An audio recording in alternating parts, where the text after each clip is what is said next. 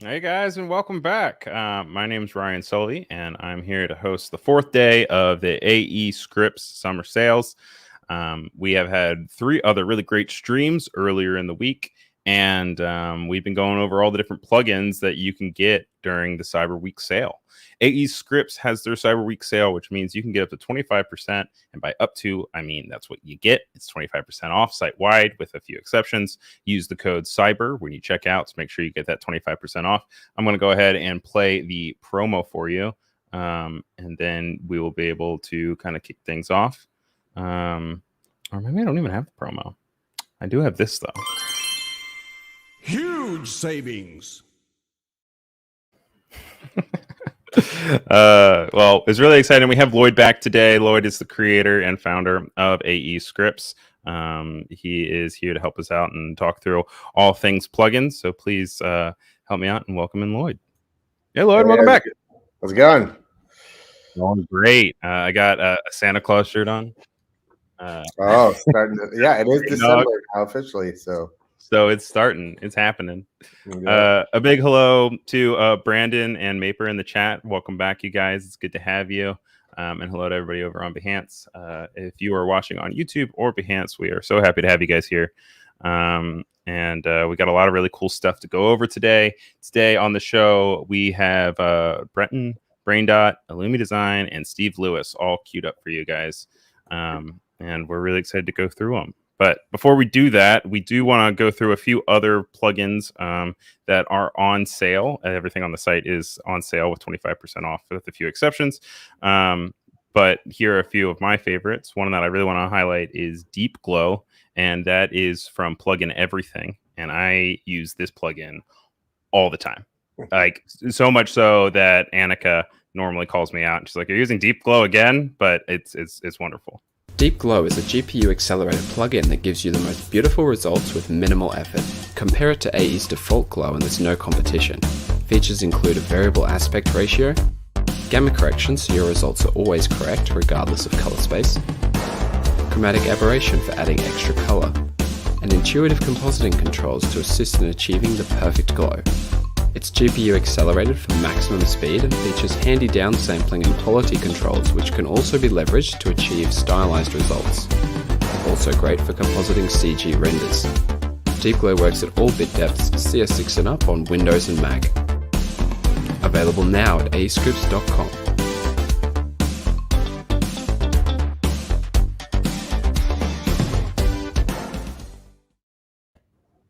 But yeah, no, got that 80s vibes if you want to have some 80s glow. Well, no, just the promo has the 80s vibe. The secret, the reason Deep Glow looks awesome is because it does realistic glow. One of the things about After Effects is that it works in 8-bit or 16-bit, which are a limited number of colors, but real light, like the sun, for example, is many degrees of whiteness brighter than just regular white. And you need to work in 32-bit, which is called float, to be able to accommodate for those values. Basically above 1 is how it's considered in math.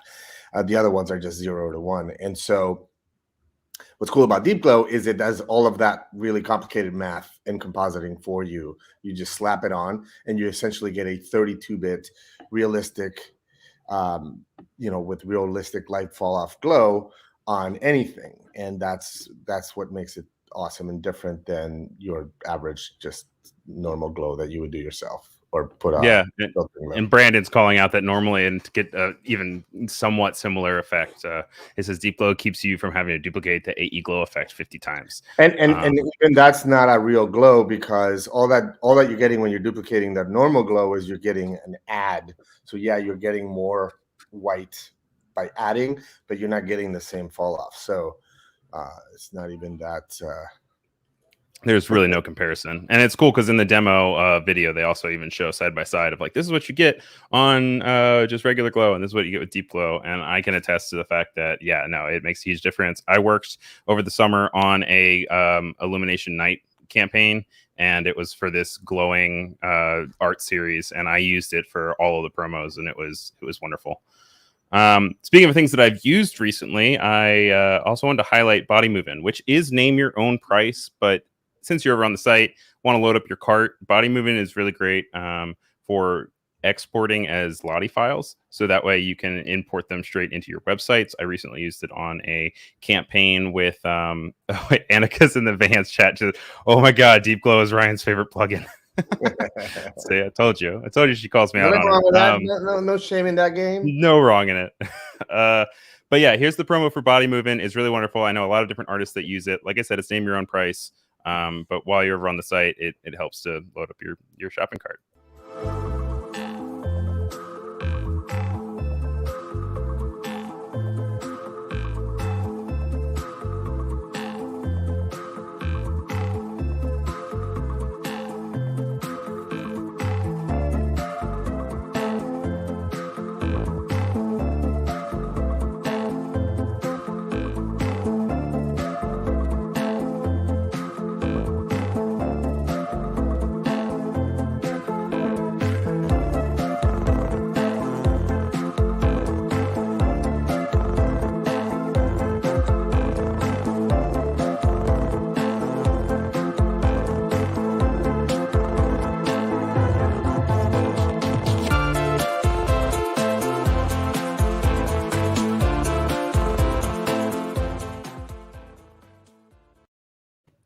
Extremely useful and extremely lightweight. Well, and it's the future, right? It essentially it lets you export your After Effects animations as code that's rendered as vectors in the browser. So that's super lightweight to have really amazing animations that are resolution independent. So you can resize them to any size that you need. It's also worth mentioning that Body Moving is actually an open source project, and if you buy it as a name your own price, you are helping Hernan, the creator of Body Moving, support that project. He actually invented this whole thing, and Lottie was something that came about because the Airbnb app people were actually looking to improve the animations in their app, and they came across Body Moving, and so they then created the Lottie player, which is just a player, and then it's kind of gone from there. And other people have taken that whole Lottie, they've borrowed, because it's open source, people can use it however they want. But Body Moving is the originator, and he is still very, very much involved in this whole in that whole community, including all of the Lottie development. So if you want to support Hernan, you really should do the name your own price. And it is a game changer. If you do if you do any kind of web development and you are not using Lottie files, you should totally check out Body Moving. It's just it's literally the future. So also, if you're not the one doing the web development, it's still really easy to use. I don't have familiarity with development and coding, but a few weeks ago I was working with a developer and we were over Slack, and all I had to do was I had to export it, and then I copied the code and I would paste the code into Slack. I didn't transfer any files. All I did was transfer the code. And he would take it and he put it in. And then in the website, it was cool because then my animation would animate as you scrolled down. So like as you went down the page, it moved. And then if you like scrolled back up, it would reverse. And it was really helpful and it was really easy. Too easy, honestly. I thought I didn't do it right the first time because it was so easy. I'm like, this can't be it.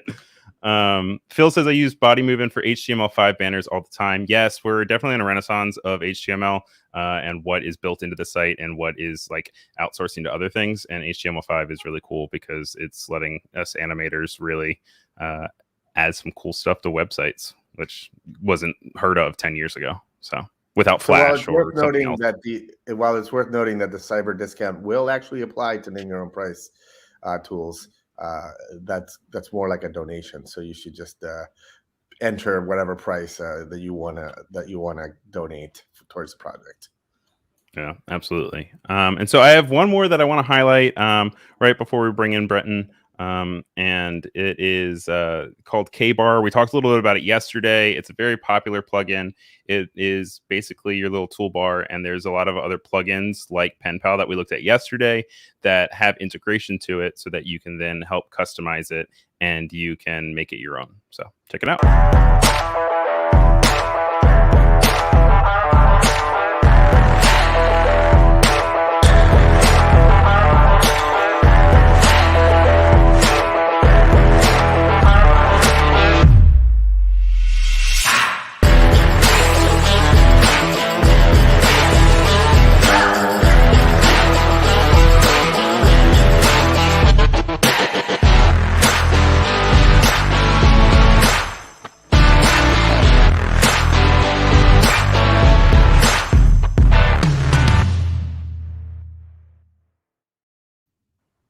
Digging through menus, everyone's worst nightmare. I know Lloyd and I talk about it a lot, and the idea of you get these tools, you have your hourly rate or your day rate, however you work with it. But if you can do it faster with the plugin, you can still charge for that same amount. It's just your life's a little bit easier, so you don't have to go in there and waste 5 minutes getting to something that you could otherwise just have in a quick toolbar, which is cool.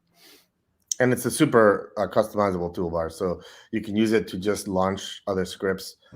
You can use it to launch scriptlets. So if you actually find some script code, you can copy and paste it right into a button. You don't even need to save it into a file. You can have it launch effects. You can have it do menu commands. you can have it do so much stuff. It actually comes from the 3D world, because 3D has always been a little bit more of an intense user interface with way many more options. And so this idea of a customizable toolbar was always handy, because you could have your animation toolbar or your modeling toolbar. So in After Effects, you can do the same thing. You can have your design toolbar or your animation toolbar or your rotoscoping toolbar. And Kbar actually supports multiple toolbars. So yeah, check it out. Yeah, and it's from Crafty FX. That's Crafty with a K. And I put the link in both of the chats, both on Behance and on YouTube. So check it out. Sorry if you can hear New York out my window. And by the way, Kbar is also a beautiful CEP panel. So it's like really nice drag and drop. And it's a really slick interface. All right, so first up, we have Breton Brander. He's from the Santa Barbara area. He's a motion designer, product designer, and focuses in automation. He works at LinkedIn, if you guys ever heard of that before.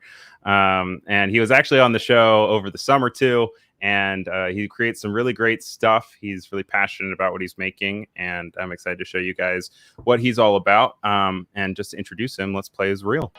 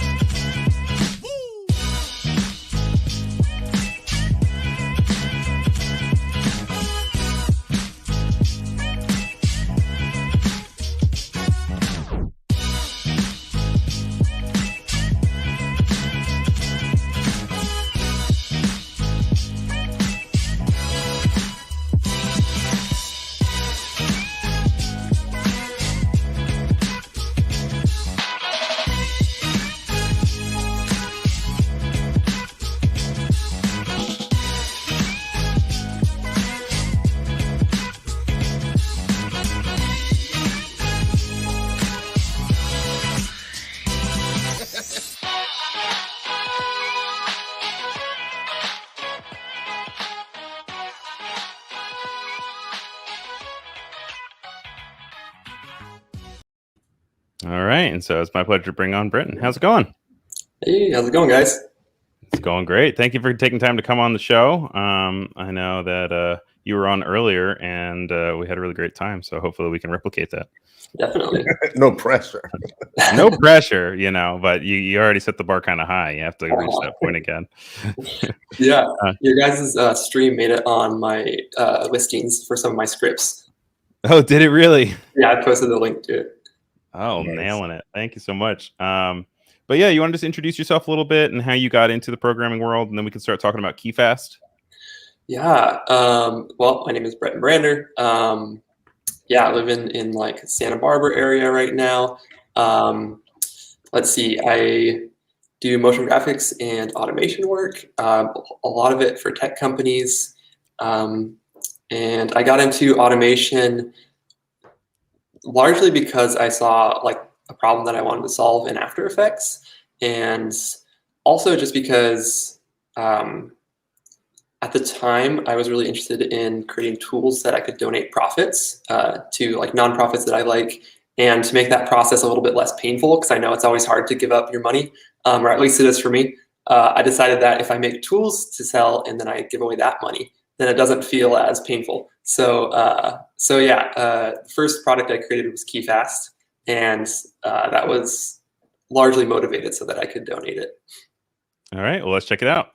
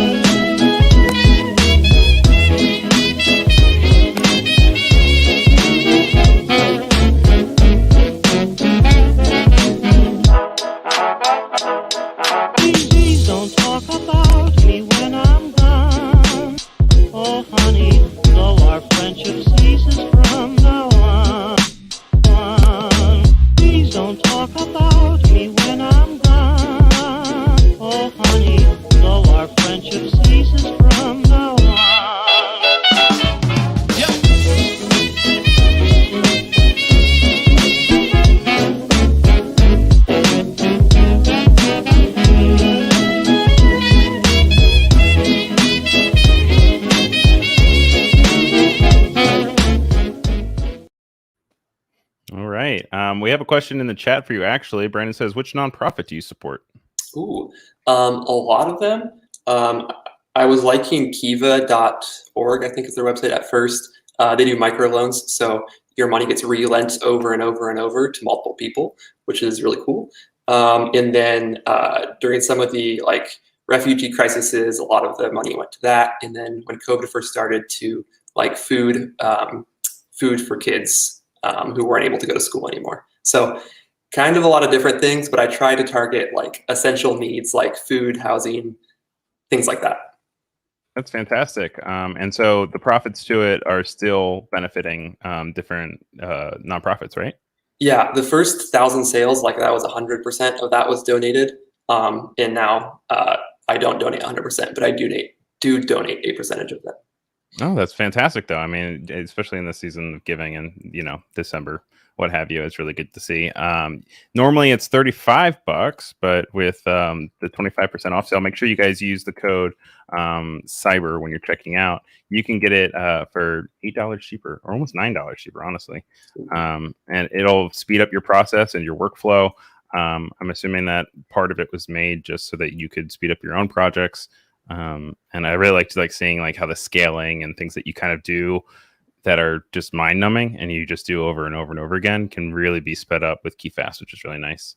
Oh, hello to Elise. This is what's up, y'all. I got my copy of Keyfast in August. Highly recommend, probably because of the summer sale that we had. And so it's good to see you back here. Good to have you. Next up, I wanted to talk real quick about Social Beam, which last time we talked was actually brand spanking new. And I kind of want to see how that's been going and how the development has been. But before we do that, let's check out the trailer.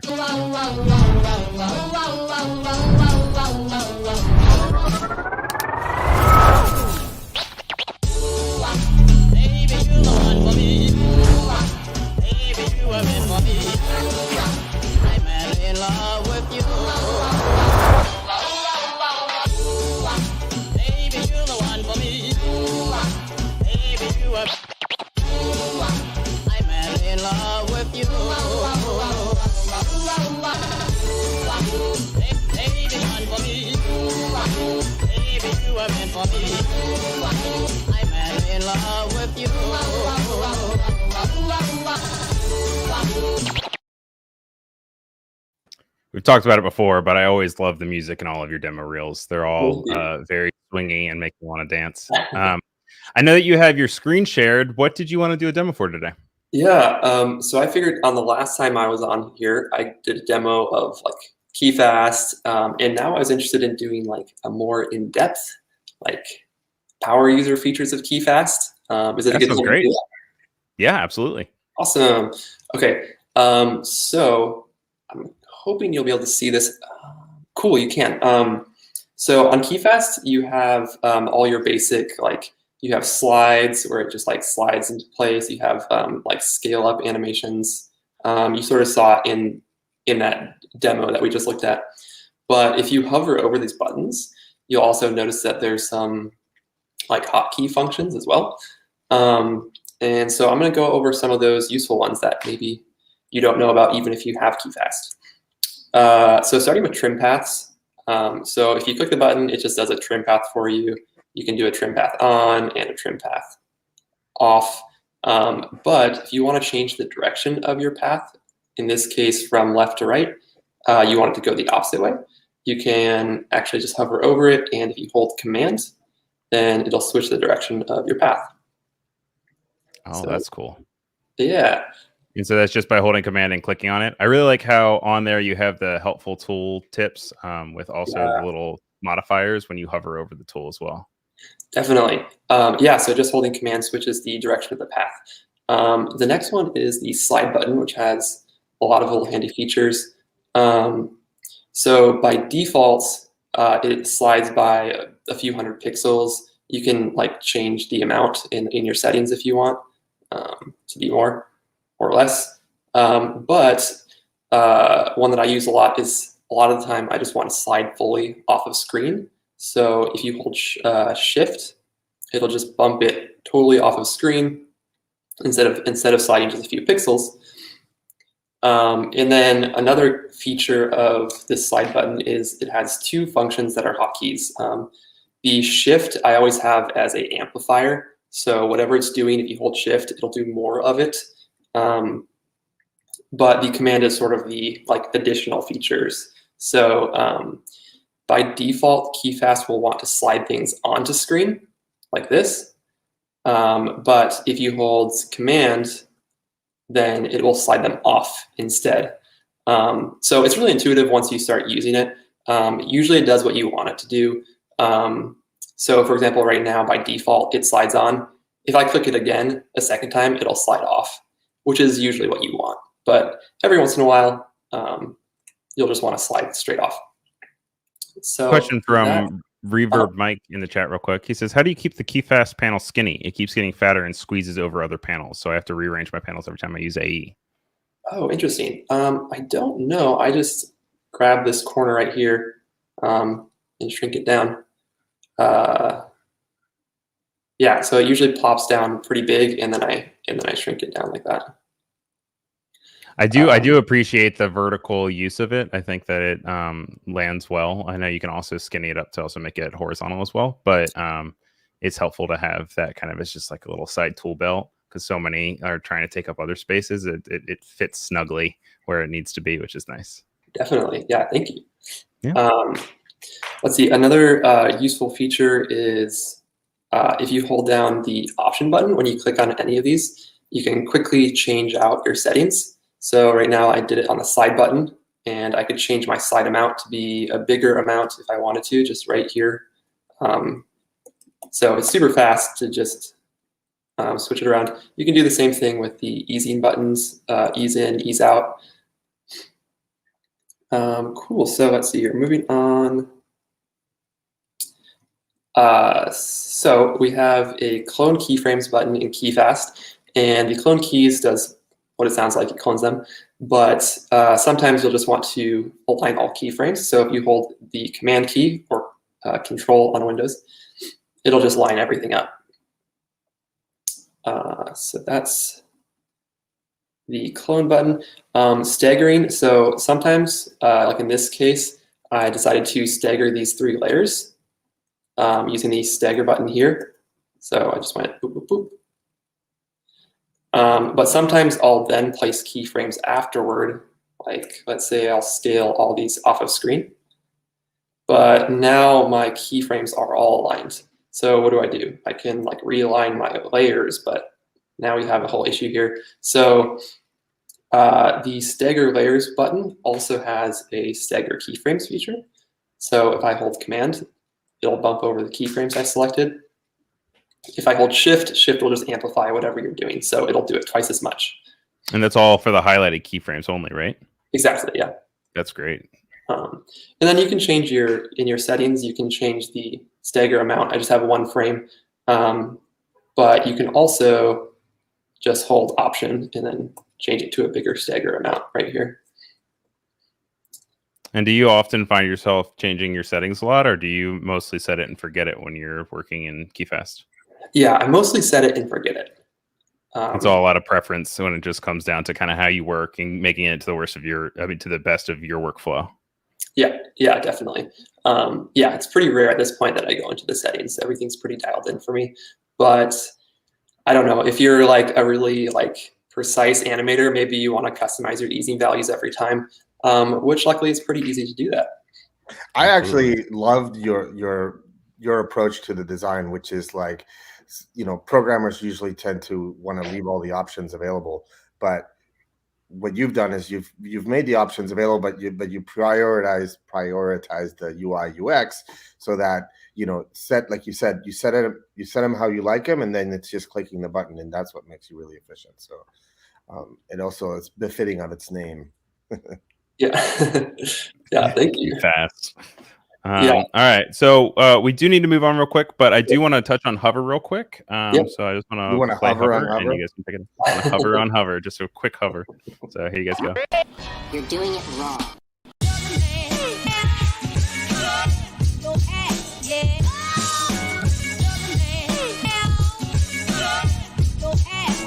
One of the best to ever do it.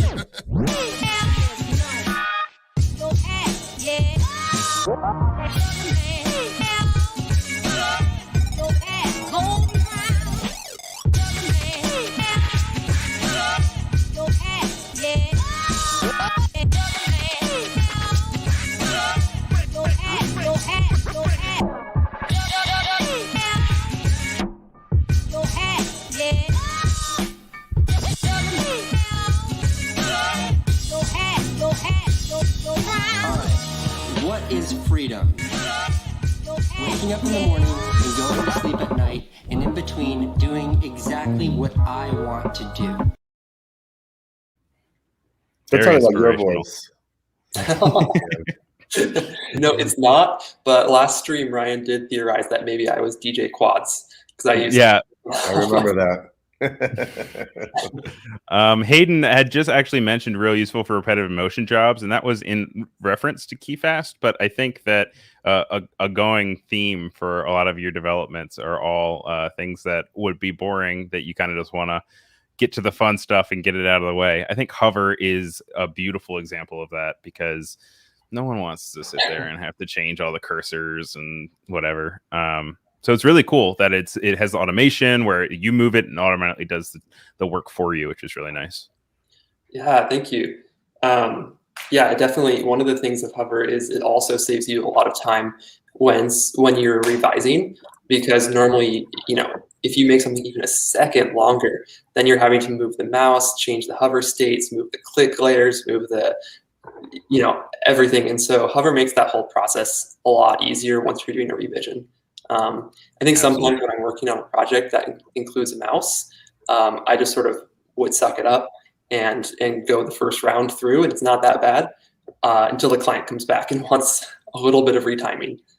Yep.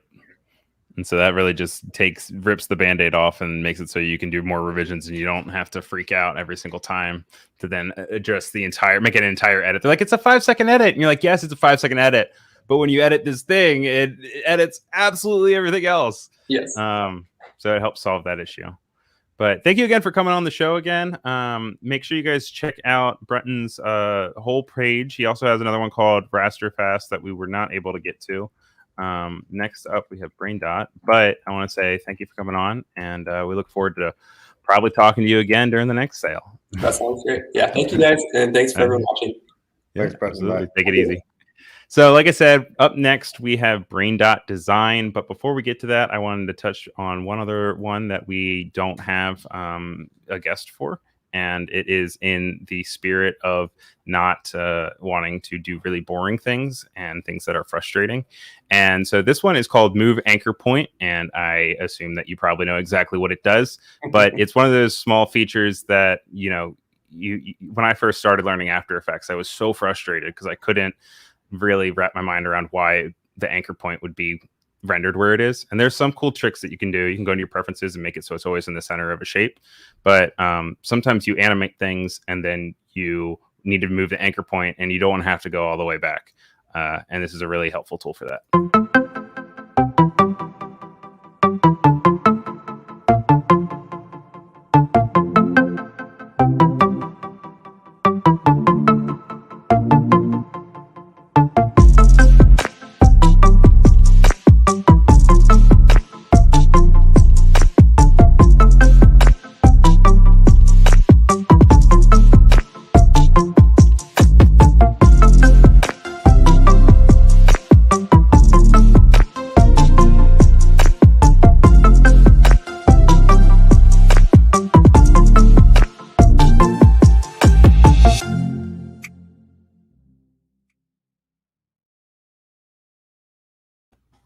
So yeah, pretty self-explanatory.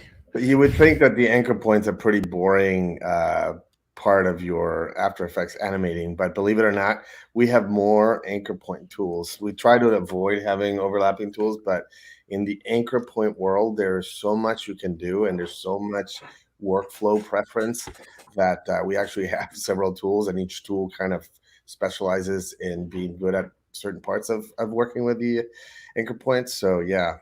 And ironically too, these anchor point moving tools usually end up in the top 5 when people list their top 5 or top 10 most used tools. That these anchor point tools always show up there. So yeah, if you're not using it yet, go for it. Let's get into Danny real quick. Thank you for being patient. I know you're a little strapped on time, but we want to bring in Danny from Brain.design. He is from Berkshire, United Kingdom, and he founded Braindot in the September of 2015. Thanks for coming on, and it's great to have you. Thank you, guys. So we have two different things that we have for you. We wanted to highlight real quick. We're going to do VariFont and Type Morph. So I'm going to go ahead and play the trailer for VariFont, and then we can talk about it.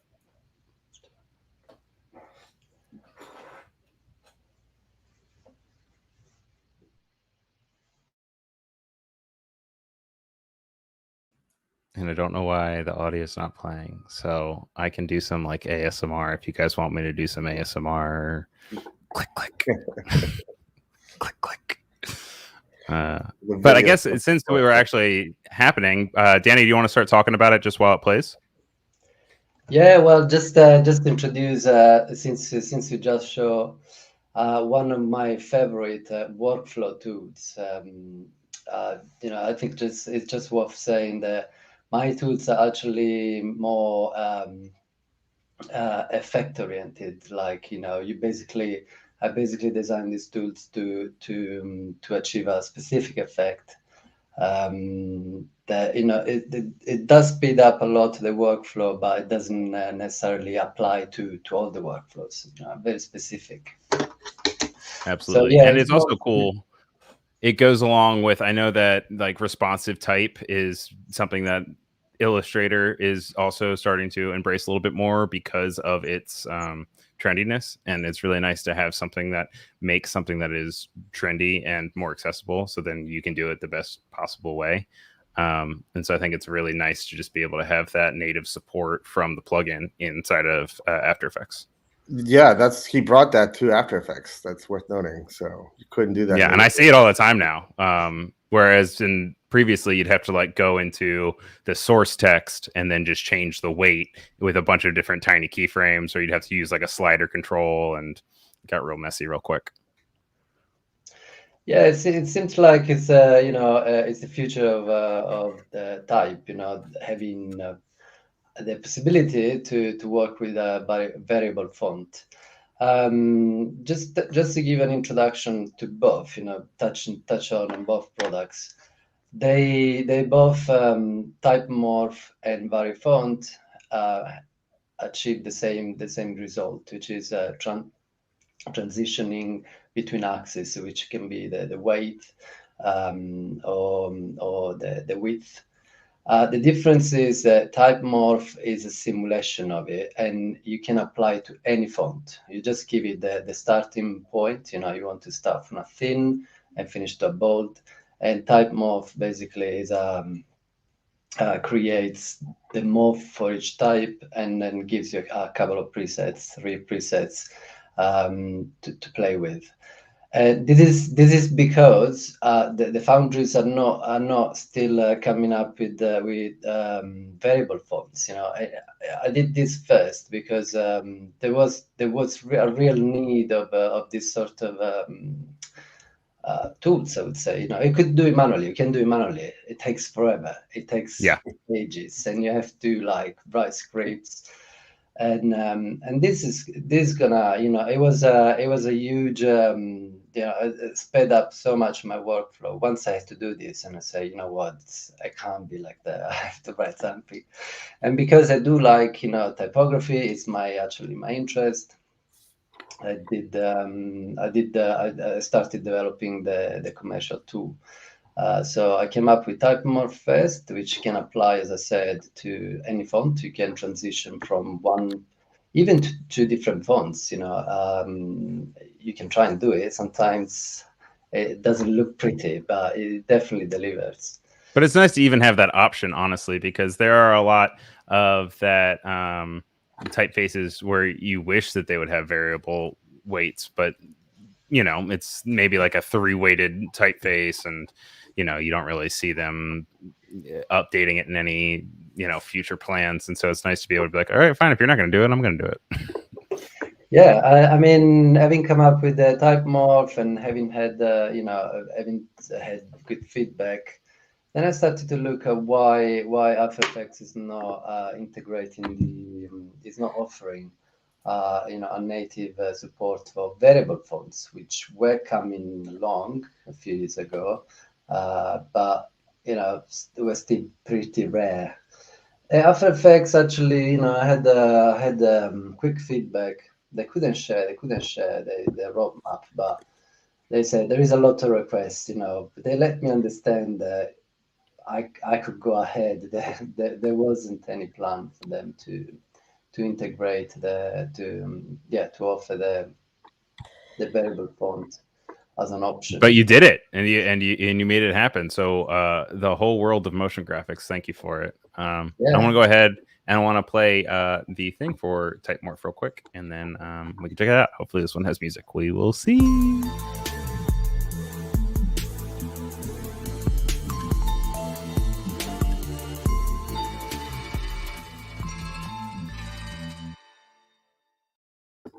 Very straightforward, very on the head, but gets the point done and makes it all happen. Now you can see over here on the product page, it all works within a panel that you can have, and you can go and you can just click it, and it does it for you.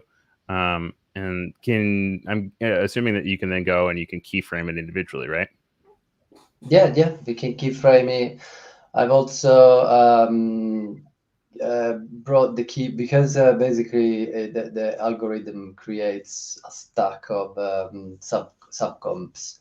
Then I also gave the option to keyframe at the top level with the MoGraph module, which was the beginning of it was at its very beginning. So I was fortunate to have it as an option. Otherwise, I couldn't offer the possibility to at the moment the user can use only one layer, the master comp, to keyframe the effect, but only a few versions before I released it, it wasn't even possible.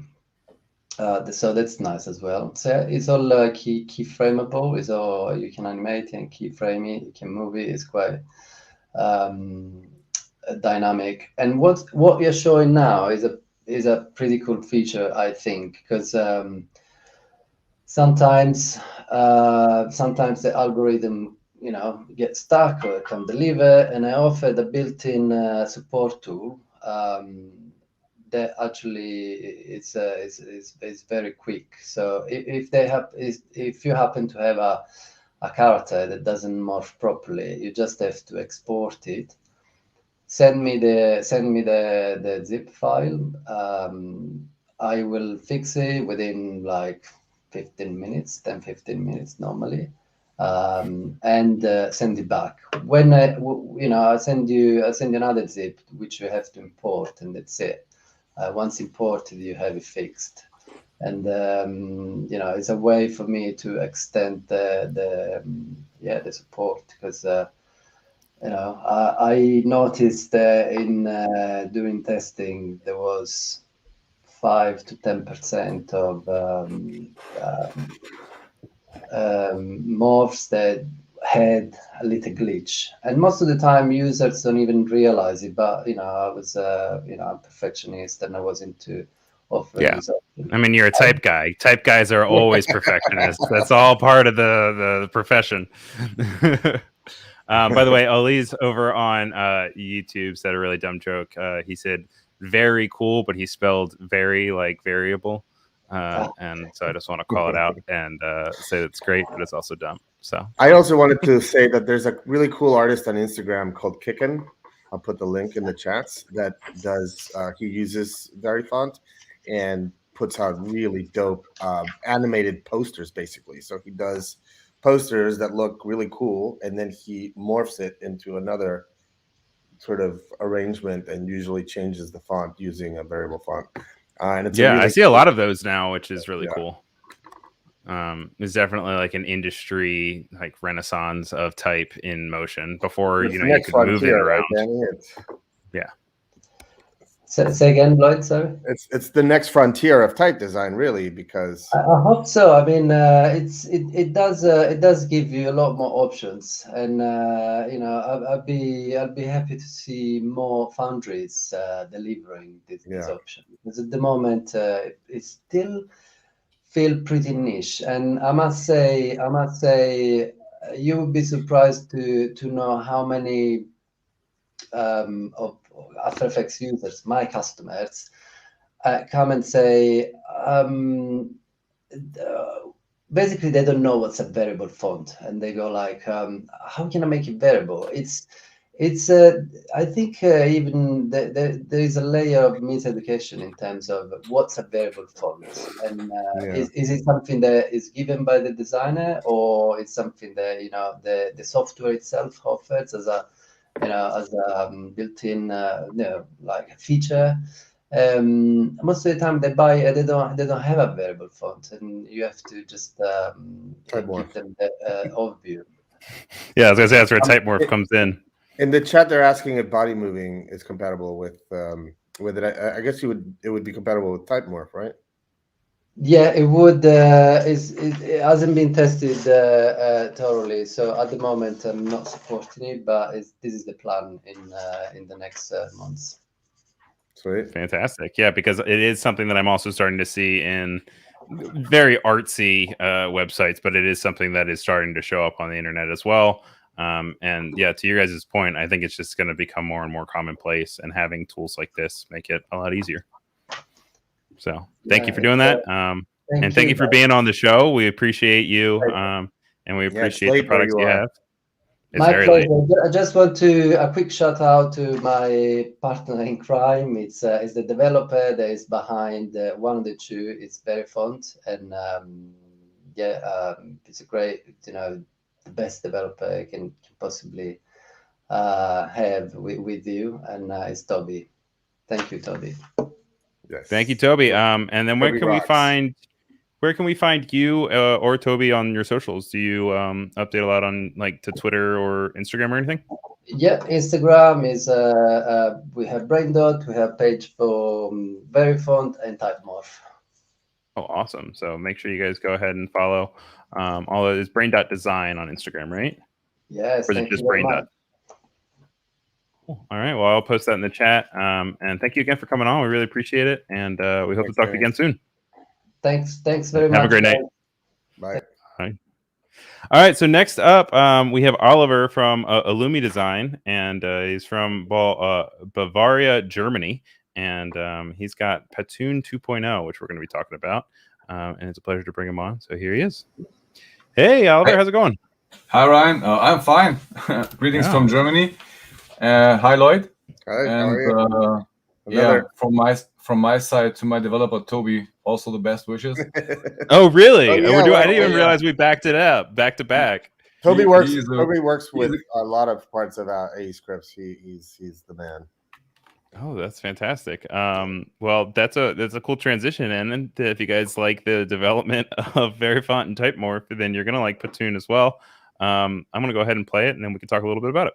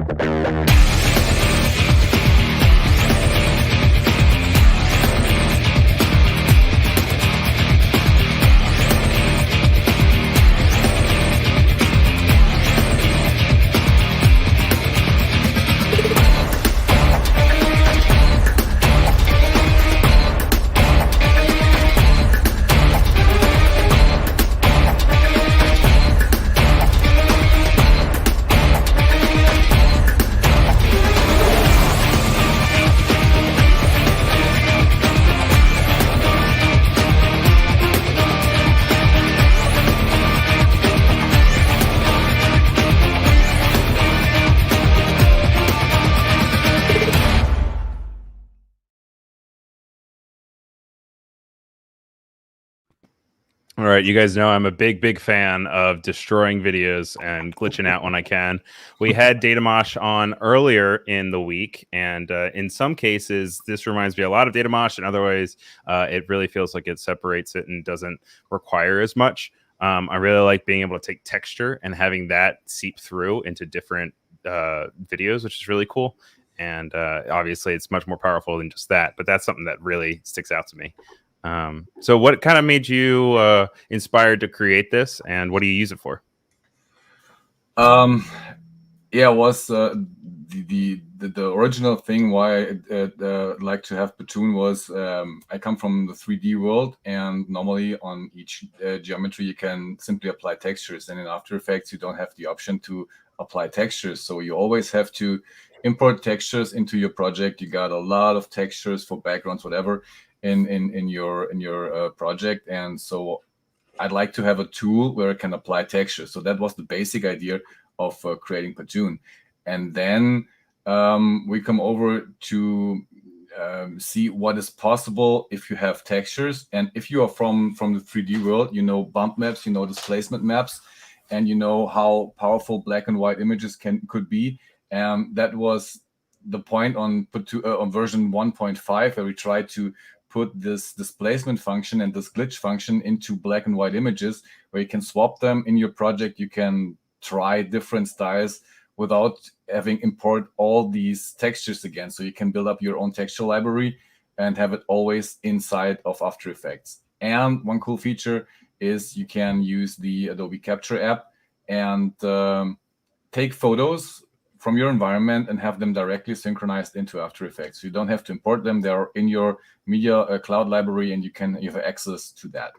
That's a great call out, actually, in general, to that app. It's really, really great. It's cool, and it kind of feels like magic because it works so fast. But yeah, you can just take your camera and you can just import it straight into what you're working on, as long as you have it linked to your Creative Cloud. Yes, and I sorry? No, go ahead. I put out my old records, and you can take very cool textures from your old records, and yeah, I just tried to do some fancy stuff with that. That's cool reference material. And I was going to say the true power here is this concept of being able to apply text. So in After Effects, you know how you can put an effect on a layer, and it's literally just like, we'll say like a fill to add a solid color. It's just one effect on, you have the one layer. It's very simple. It's very clean. But like, as Ali was saying, if you wanted it to be a texture, you had to like do all of these steps. You have to import the texture, add a second layer, somehow do a compositing procedure to get the layer to be on the other layer and attach and move and stuff. Whereas with Pattoon, you just put in one effect, all your entire texture library is there, including being able to add textures on the fly from like he was explaining, your camera, and have it just be there as one effect on your layer. Super clean, super easy. All of this glitching and all of this stuff is stuff built up on top of that, but it's important to call out the tremendous power of the core concept of it, which is why it's in the title. It's a texture plugin, because that is ironically very difficult to do in After Effects. And this is a super elegant solution. And also just having a library that you can easily switch it out. Like, it's not like you have to commit to a texture and then go, and then if you have to switch it out, you have to go all the way from the beginning. This just lets you just click and you can switch it out for something else in your library, which is really nice.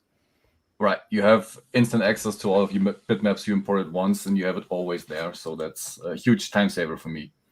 Across projects. So I see that you have... Say again, Lloyd? That you have your library, your texture library across projects. So in After Effects, everything is very much project oriented. Right. But if you're a designer and you have a certain library of textures that you like working with, because you can use textures for lots of things. You can use textures to just add like grit or grain or things, and that you use on every project. And so with Pattoon, you can have that with you kind of all the time. Right. You don't have to import it every time you have your basic texture set. For example, I have some grunge textures I use often. I have carbon textures, metal textures for backgrounds, whatever. So I have that always stuck in every project. I have it always there. And Reverb Mike says that he has seen this used in Arcane on Netflix. Also, hi, Mercurial. Wow. But yeah, no, apparently, I guess in Arcane, they must have used something where they've been switching over with texture maps. And then I see that you have your screen shared. Is there something you want to show us today? All right. We're not completely finished with Platoon 2.0, but just want to give you more information than on summer sale. And I have a few projects here just to scrub through. So this is the next step was to bring the displacement, make the displacement engine and the turbulence engine much more powerful. without losing all of these texture benefits we talked right before. So this, for example, is one thing which is in a few clicks possible in the next version. And I just pre-rendered that because we don't have so much time, a little render time it takes. But this is, as we told, this is the texture library. So here is your library. Here you have all your textures. And what we have new is we are displacing each pixel of your motion graphic, and we like some kind of shattering the pixels. And as you see, we have little dots here, but you can change your pixel shape to whatever shape you like. For example, if I use crosses, then I got a displacement with crosses. Sorry, I have to hide that layer first.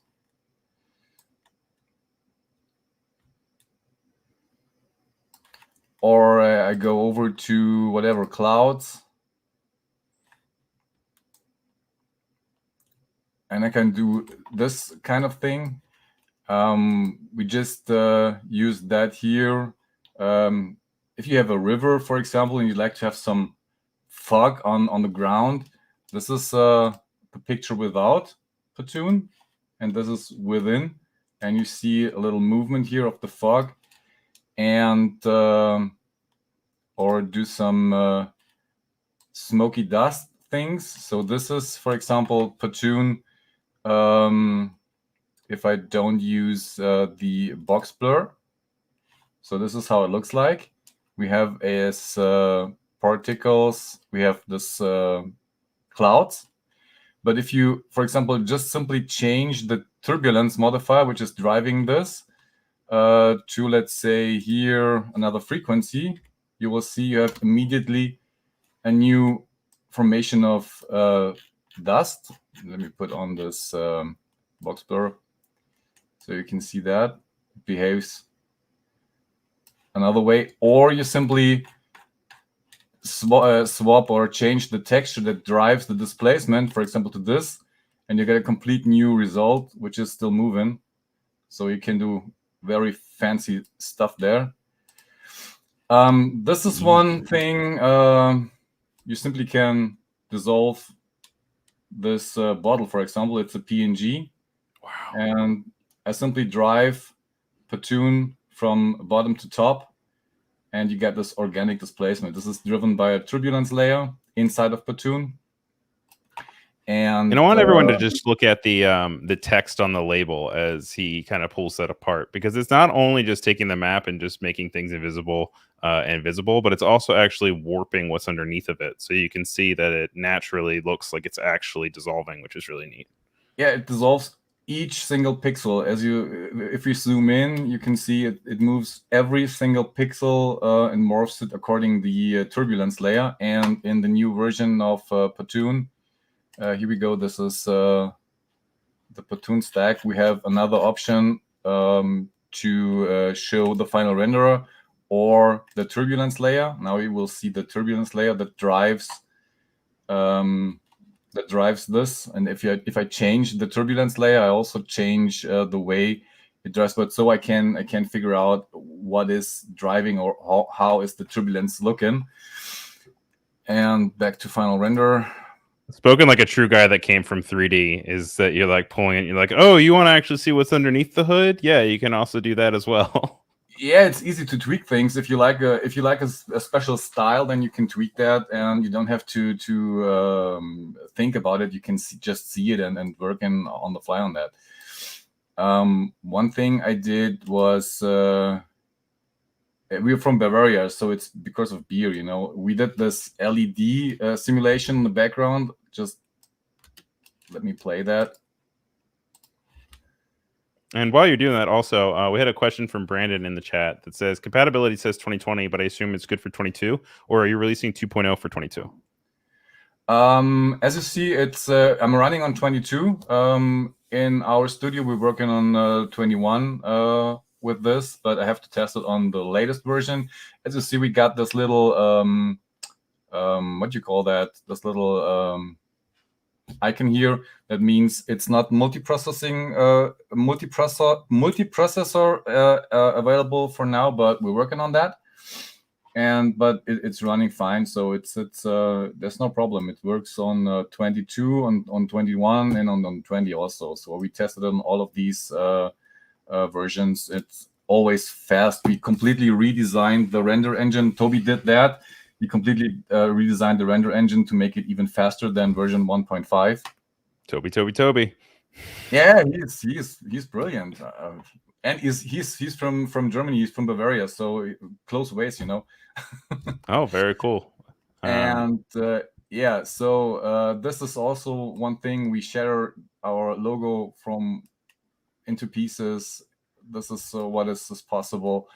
We have this background here with organic displacements. And what I like is you have it pixel sharp. That means you only achieve this effects if you use particular whatever.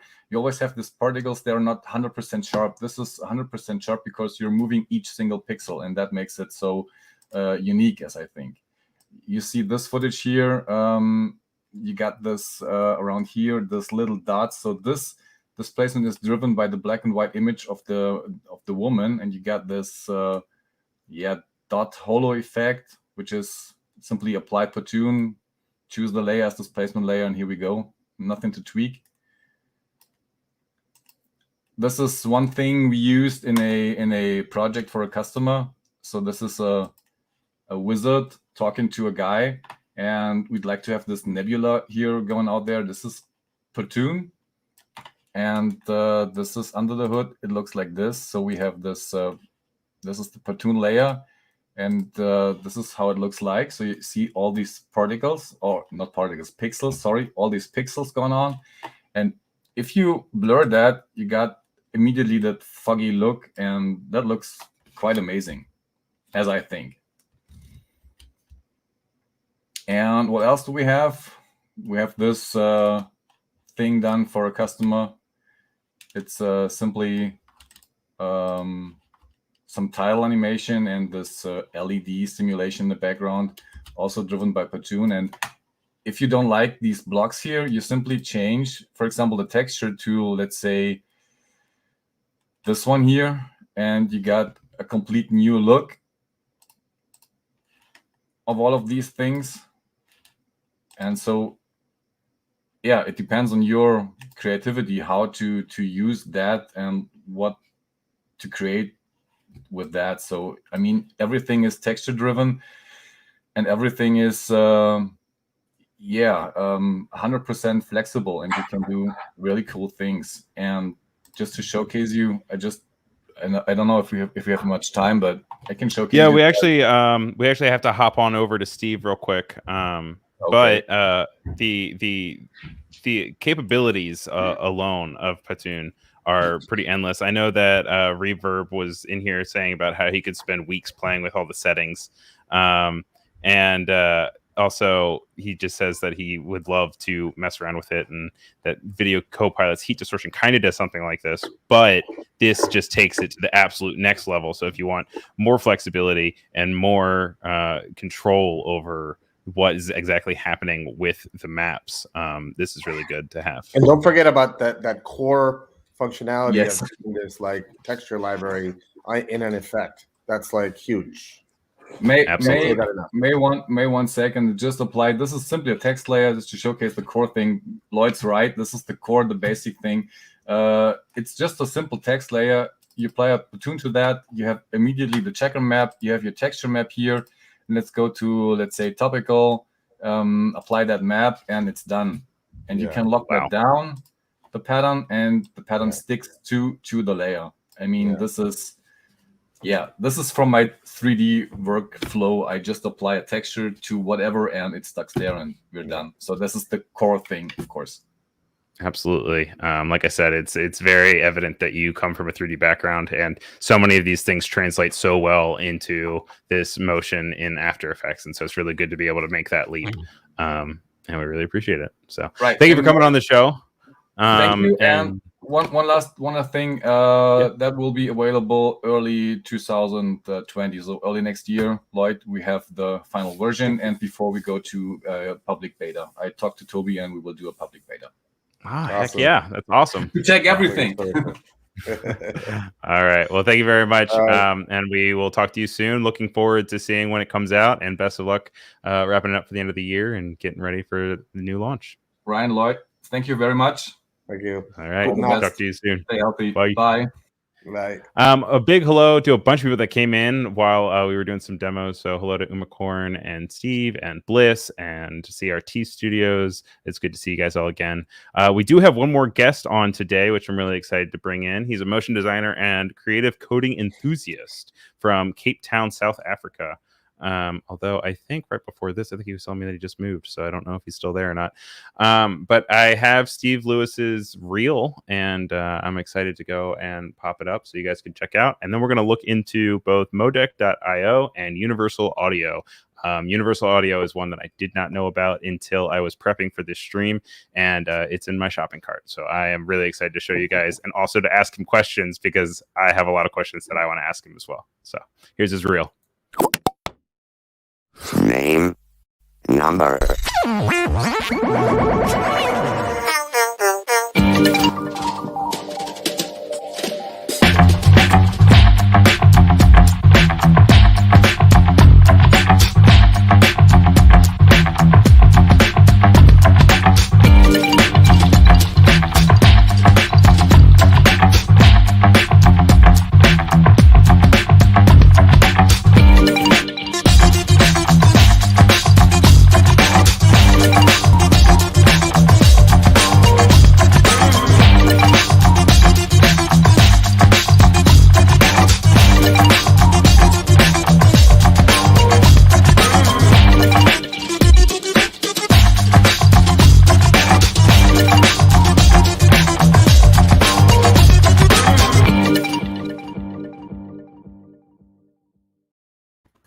Hey, Steve, how's it going?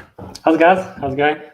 Welcome to the stream. You got a variable, a wide spread of styles in your reel, and I was really impressed by it. I saw some recognizable names, even like Coca-Cola in there. And then you also have like cool stylization of just lines, but it's not stick figures. So it's really cool to get to talk to you. How you doing? Yeah, thank you for having me on. Just recently moved to the Netherlands, by the way, like last week, so it's a pretty new thing.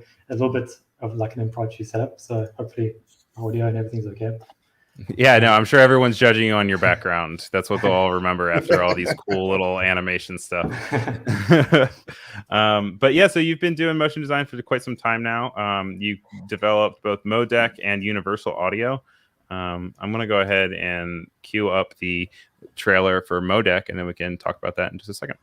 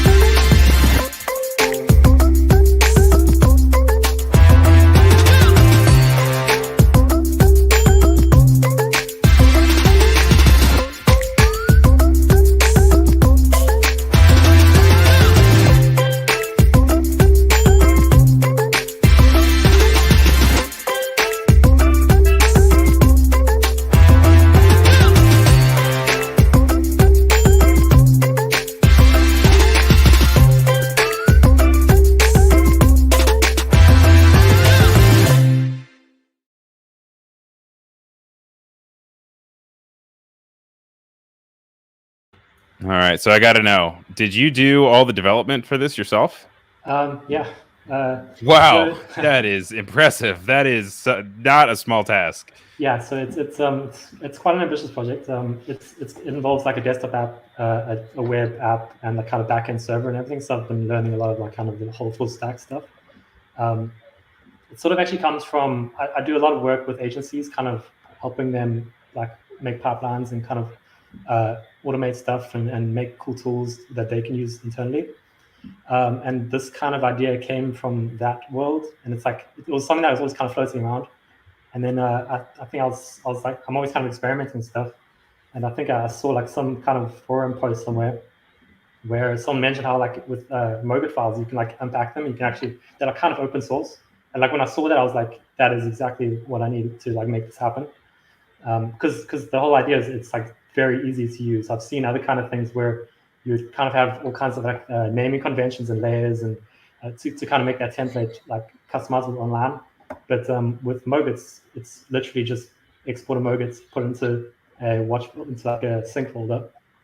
Which the simplicity of use is super important because it's one thing to convince a client to adapt to this new workflow and procedure that in the end benefits them. But you also don't want to have to go through this huge training process of being like, okay, if you want this to work to make it easier, you have to go through all these steps. So I think this is really good. We've been talking all week about revisions and working with clients because honestly, that's half the job. Reverb Mike is saying, why would I want my clients to have all the fun? Which is laughable. Well, no, it's actually the opposite. The clients do the boring work. They like make sure the spelling of all the titles is correct. And this way, so when Adobe came out with this Mogul template, they really kind of, I think, intended it for an After Effects artist to pass it on to a Premiere Pro editor, and then the Premiere Pro editor could then update the titles themselves. But the person that really needs to update the titles is the producer or the client or the legal department, and none of those people have either After Effects or Premiere Pro. So what Modec allows you to do is actually just send them to a web page, and then they can update the Mogul there, and that's super powerful. You can also you can create any After Effects template and hook that up to a website so people can update your template on a website. Yeah, the web integration is incredible. Yeah. One of the kind of fundamental ideas is that like a lot of times you're handing over like one video to a person. Like most of the time, that's what you do as a motion designer. You kind of hand over one video. Whereas with this, the idea is you can hand over like a template to a client and be like, you can now take this and run with it. So you can kind of give it to like your social media manager, and they can just, if you have like kind of ongoing content that you put up all the time that's very like on brand animation stuff, they can just kind of roll out whatever stuff they want whenever they want it. That's a great. So is there a limit to how many people you can invite to contribute? No, on enterprise accounts, there's no limit. You can have as many kind of Moguls as you want, as many people. You can generate links so people can just edit just off a link. Yeah, and even with the free version, you can even invite you can set it off to somebody else too. It's not even like you're just checking it out for yourself. You can actually have it as a use case and you can check it out, which is really cool. And then $20 a month for Pro, just as itself, is like, if you think about how many different management softwares there are out there, that I've dealt with some ugly ones and ones that are not fun and ones that are essentially just uploading H.264s to a website, and then people click on it and they're like, I want this to be edited.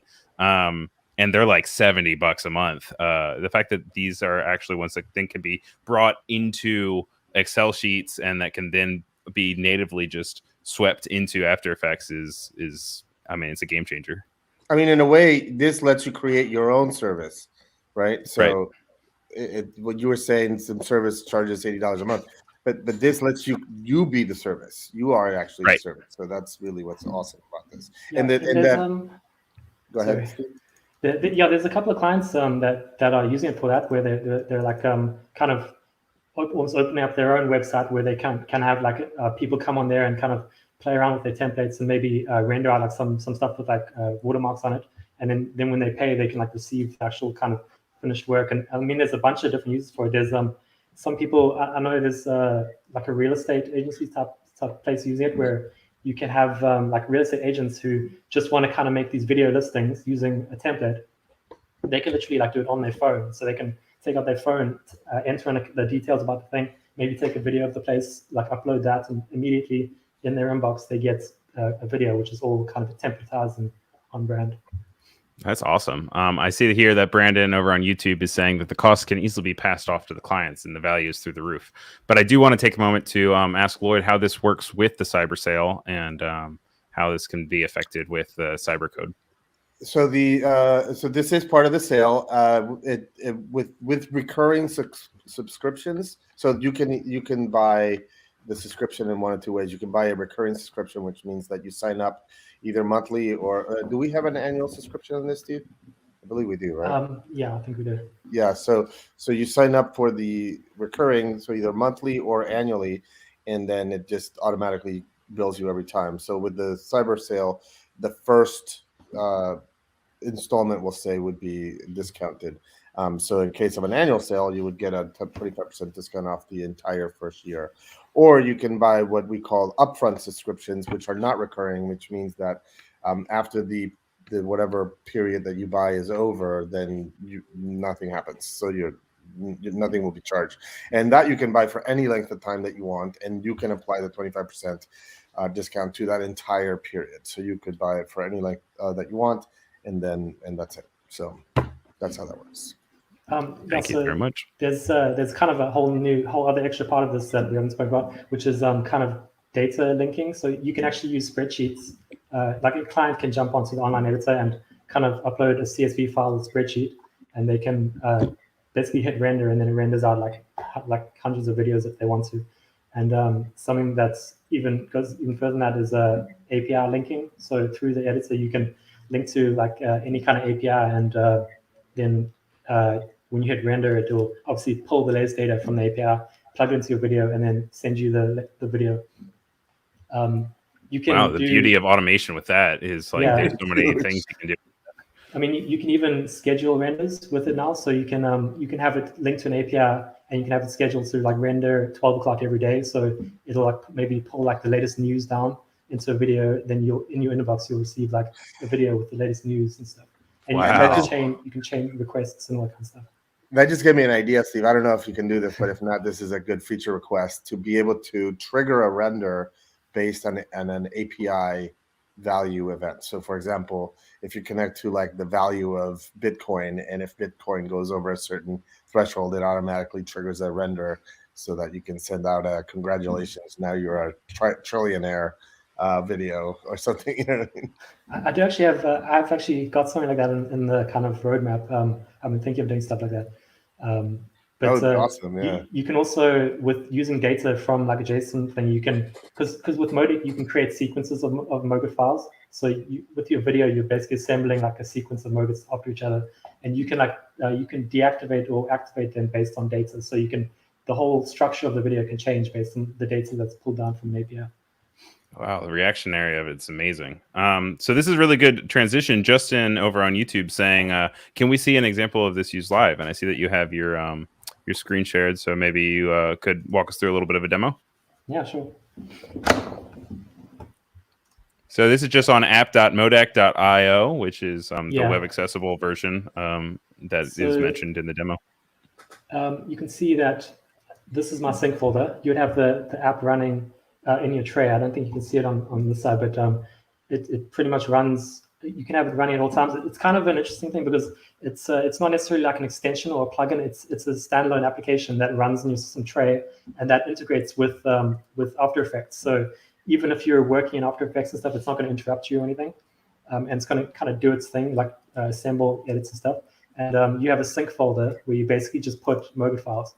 So you can see right here, I've got just 2 Mogets, which are like these guys. You can see it's text there, text B, some colors, and these are like kind of what we call Moget commands, which are like, it's like a comment, which you add certain things in there, and it like defines certain things, like this Moget will be duration, will have an editable duration, it'll overlap by 20 frames. All of that can be found in the documentation on the Moget guide. But you can see this is once it's online. This is those 2 Mogets I put in there. This is like a placeholder footage Moget, and this is like just really basic titles. You can see these all correspond to the options that are in After Effects. So it's all those same ones. And we can go and change like this. And it's worth noting that you're just setting up a Mogert in After Effects, and then besides those little special commands in each thing, there's nothing more to do, right, Steve? Yeah, exactly. So you can pretty much just download any Mogert from like a template store and put it straight into your sync folder, and it'll work straight away. You don't have to do anything like special with it, but you can add those extra features of like the, I think they listed here. Like there's a whole bunch of them. It's kind of extra little things. I also just put a link to what he has pulled up right here, the modec.io/docs, and you guys can check out there. It's very extensive. It has all the answers that you're looking for.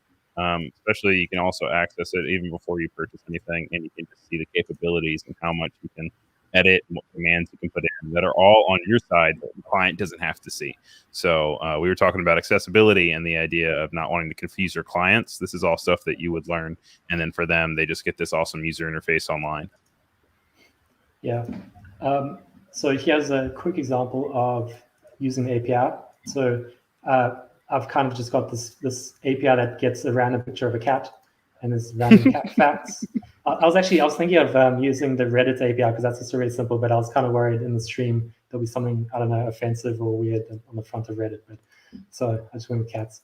So you can see if I hit like render here, it's going to pull from the facts about cats. And if I reload, it's going to pull it again, so we get a new fact. This is basically sending a request to the desktop app, and the desktop app is fetching the data from the API and pulling it into the template and sending us back this preview. We can also add in images. So you can see this, it's going to download the image on that side and send us the picture. And the cool thing is you can actually put in pretty much any kind of link. So you can see this gives us a URL to like a page, and if you like connect to the URL here, it's pretty much going to download that to the desktop and then plug it into the template and send it back. You can even put in YouTube links and Instagram links, so it'll pull down videos from YouTube, from Instagram. So I mean, the way it works is once you've added these links here, you get like a little thing that appears next to all these options, and you can just like click on that and select whatever you want from that API. It'll pull in the data from the API. So you can go here and just select one of those. So I want that there, and it'll plug it in.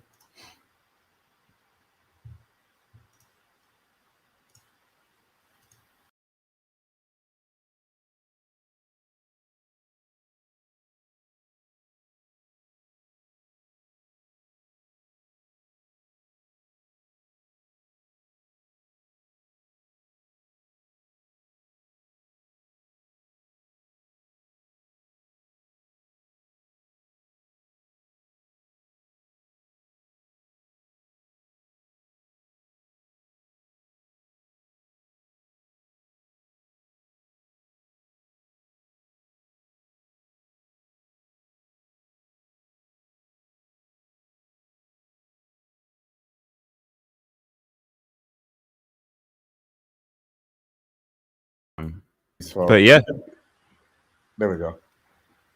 Sorry, did you guys lose me? Yeah. No, you're good. You're good. No, something happened, Ryan. We stopped hearing his audio. Oh, I'm so sorry. No, it's really great to be able to walk through that web interface and see. Wait, no, but how something happened, or was it just something that affected me? Were you able to finish the demo, Steve?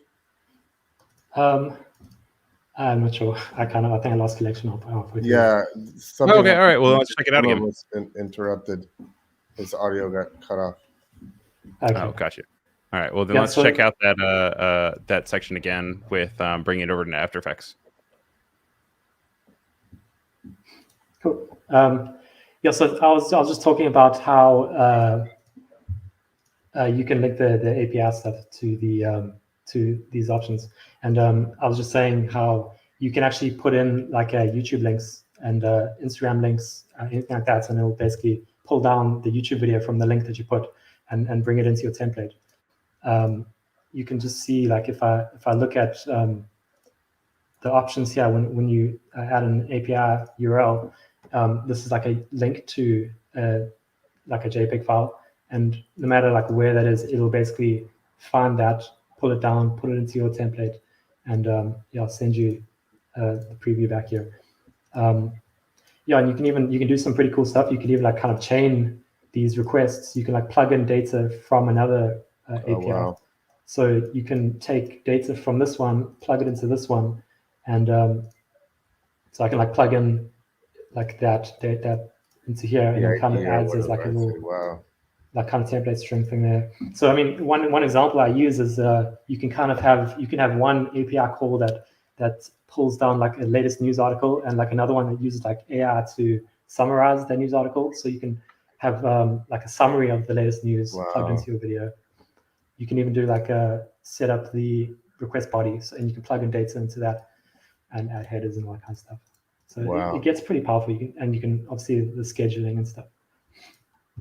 Yeah, and scheduling is also really amazing, especially when we were talking about like different variables in the future on the roadmap of the idea of like having triggers that would then be able to then go and render something. I know you said it's something that's only in the roadmap; it's not there yet, but scheduling then those hand in hand would be really cool. Yeah. So. Great. And so there's one other one that I wanted to talk about that I voiced interest in myself because I saw it and I was checking it out. Universal Audio. Although I'm not really supposed to do audio in After Effects. It's something that we all end up doing. I do it way too frequently. And Universal Audio is a really cool way to be able to take that and make it a lot more accessible when you're jumping in between pre-comps. And I'll go ahead and play it out, and then you guys can see what I'm talking about.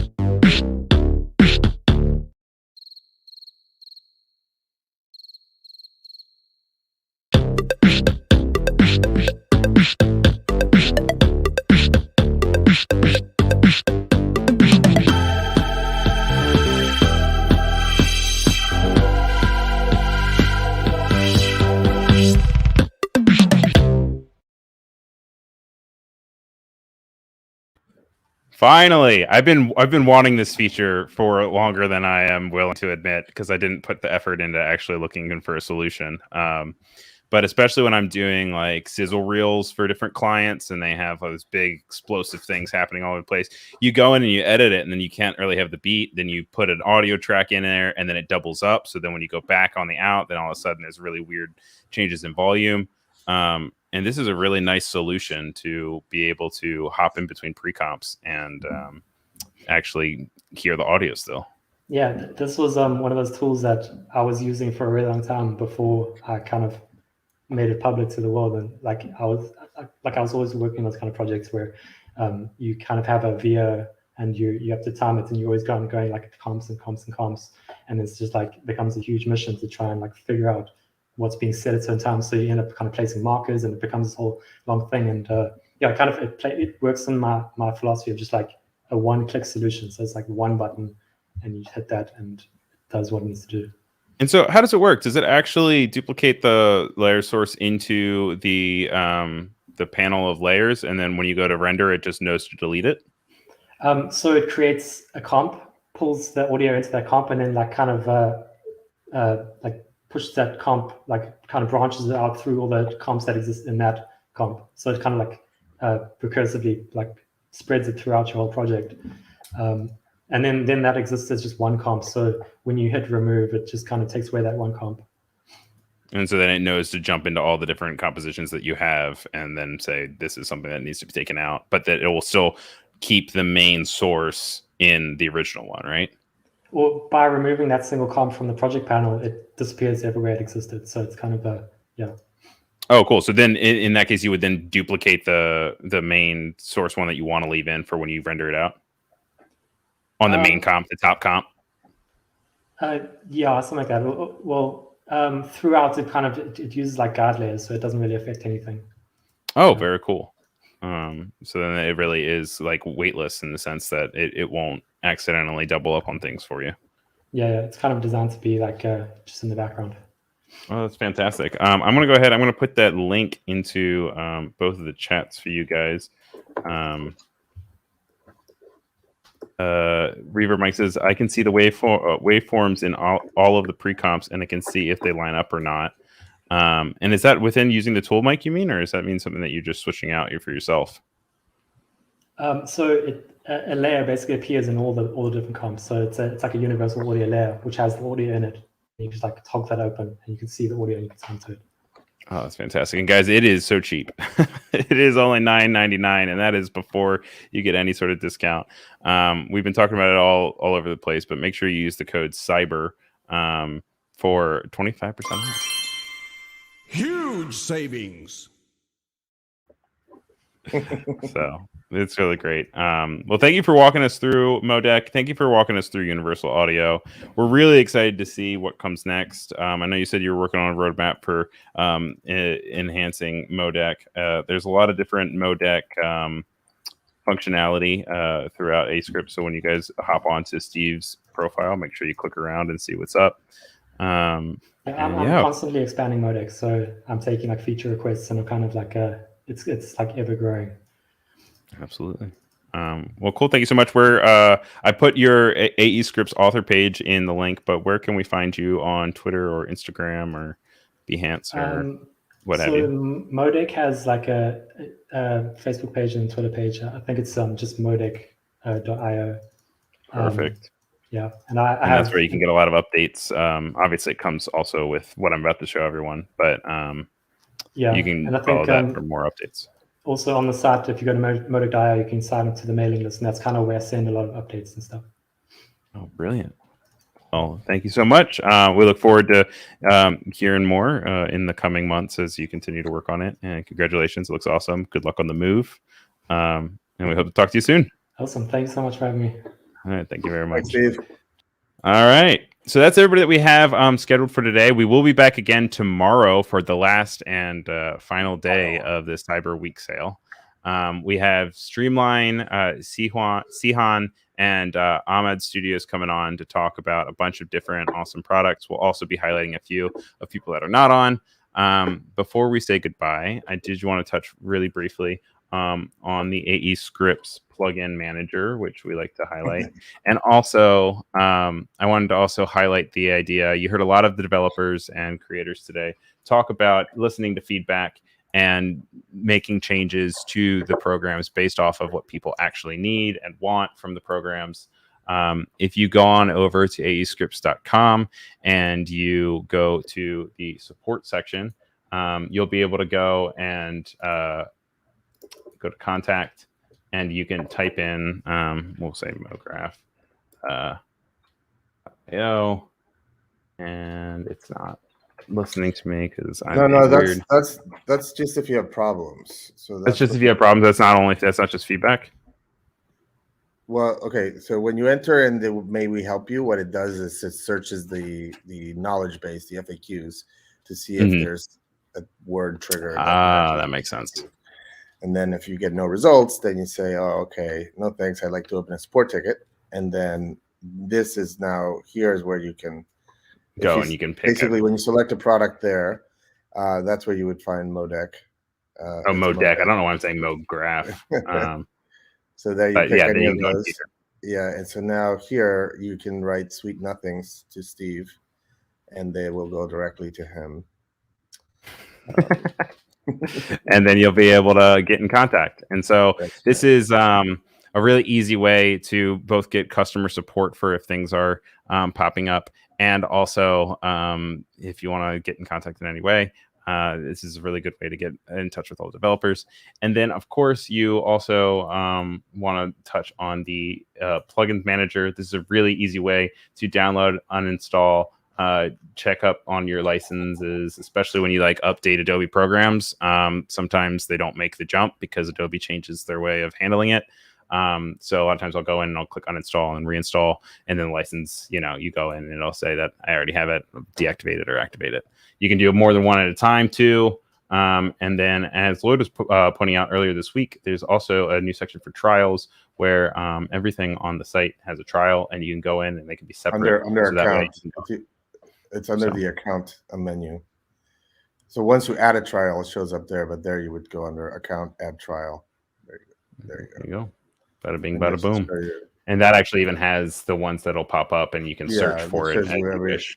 every product that's available on the site that has a trial, and you can just add it directly. Which is great. So, well, thank you guys again for being a part of the stream. A big thanks to everyone that tuned in today, and thanks to Steve, to Oliver, to Daniel, to Breton. It was really great having you guys. Thank you to everyone that said hello in the chat. There's a lot of you, so I'm not going to roll through everyone's names, but it was a pleasure having everybody, and it was really good having you back, Lloyd. It was a little lonely yesterday, but we made it work. I heard the ship was a little the rough seas a little bit, but little rough seas. But we powered through and we got here. Like you're our good luck captain. You navigated the storm. So, all right, we'll see you tomorrow. Thank you so much. We'll see you guys all tomorrow. Thank you again.